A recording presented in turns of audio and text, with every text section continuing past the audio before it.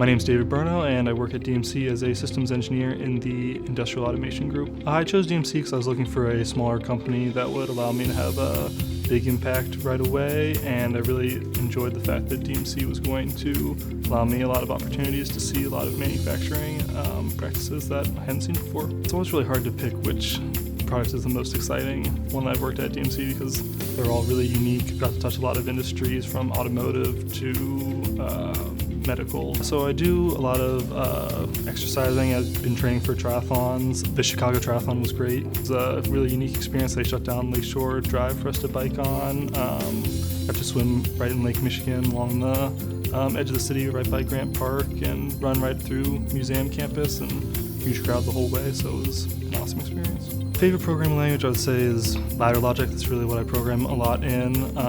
It's really flexible and allows you to easily monitor what you're doing on a PLC. My favorite DMC event I think was my own welcome party, which we went to the Shed Aquarium and did Jazzin' at the Shed, which is a after hours event at the Shed Aquarium where there's live music and drinks, and you get to enjoy the aquarium with your coworkers.